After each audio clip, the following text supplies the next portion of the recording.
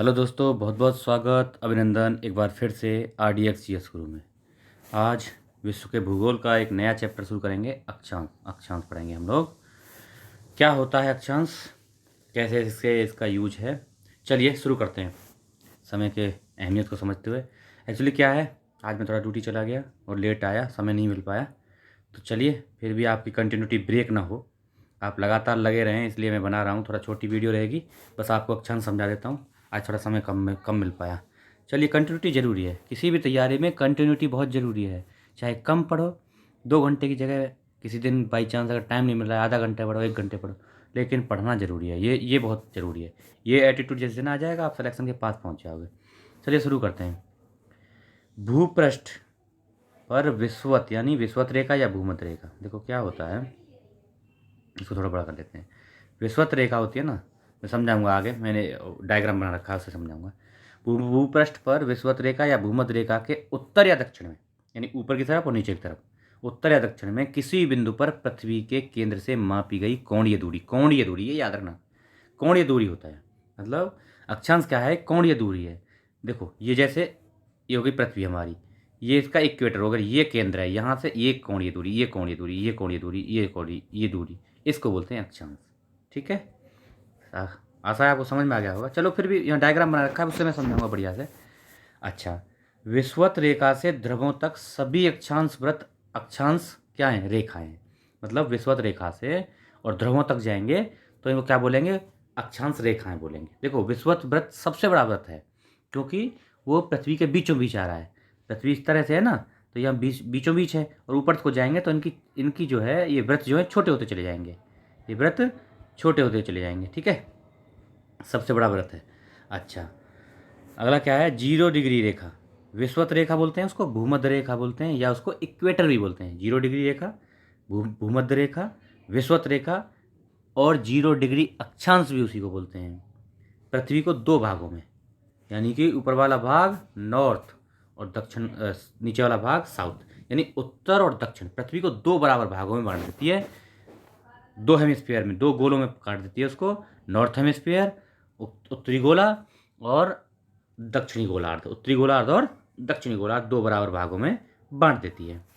भूमध्य रेखा से ध्रुवों की ओर अक्षांश व्रत छोटे हो जाते हैं। मैंने बताया आपको, भूमध्य रेखा सबसे बड़ा व्रत, और जैसे जैसे ध्रुवों की तरफ जाएंगे तो ये क्या है, छोटे होते चले जाएंगे, और ध्रुवों पर जाके केवल एक बिंदु, बिंदु मात्र हैं दोनों ध्रुवों पर। ठीक है, बिंदु हो जाएंगे।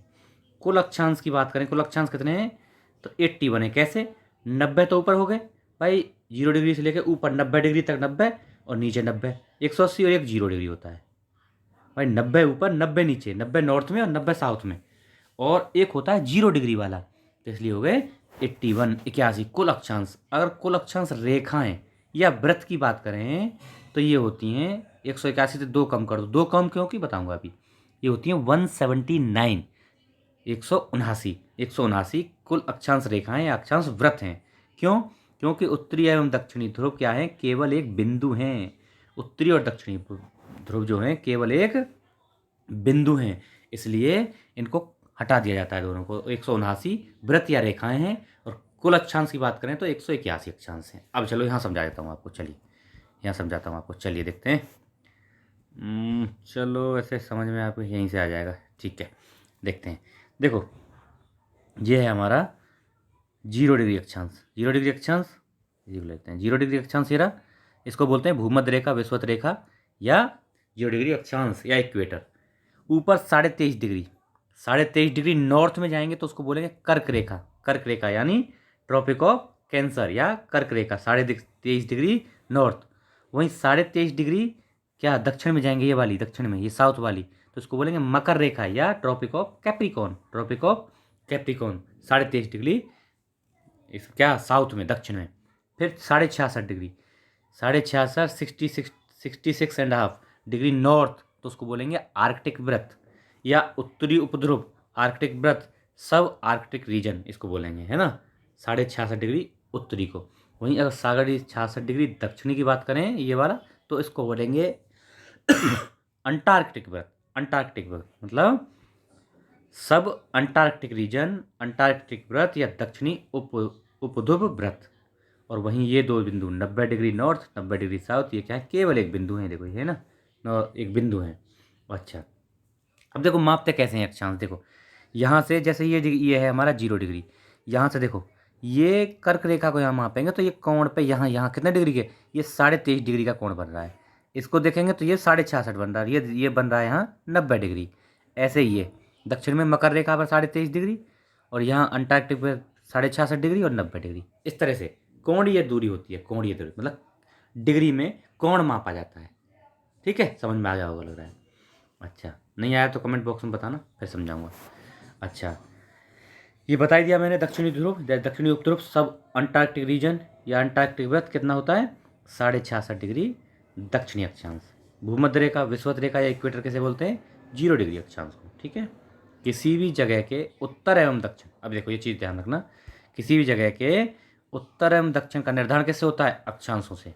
अच्छा, और वो पूर्व और पश्चिम का आगे देशांतर आएंगे, उनसे मैं समझाऊंगा आपको। एक जगह ऐसी भी आएगी जैसे अक्षांश और देशांतर कहाँ मिलते हैं, गिनी की खाड़ी में मिलते हैं, है ना, दक्षिण अफ्रीकी महाद्वीप में गिनी की खाड़ी पड़ती है, उसमें मिलते हैं। चलो ये सब आएंगे आगे में, ये क्वेश्चन में भी आते हैं, बहुत बहुत पूछता है बार बार। अच्छा, किसी भी जगह को मतलब हम जो है कहाँ रहते हैं, अच्छा हमारी लोकेशन कहाँ है, तो हम नॉर्थ हेमिस्फीयर में, उत्तरी गोलार्ध में, और पूर्वी गोलार्ध में भी, उत्तर पूर्वी गोलार्ध में। लेकिन पूर्वी कब आएगा, जब हम देशांतर पढ़ लेंगे। अभी अक्षांश पढ़े हैं तो अक्षांश में केवल हम उत्तरी गोलार्ध में, क्योंकि हम इक्वेटर से ऊपर पढ़ते हैं, है ना, इक्वेटर से ऊपर है, इसलिए हम उत्तरी गोलार्ध में। हमारी अवस्थिति कहाँ से कहाँ तक है, कितने डिग्री अक्षांश से कितने डिग्री अक्षांश तक है, ये बताना।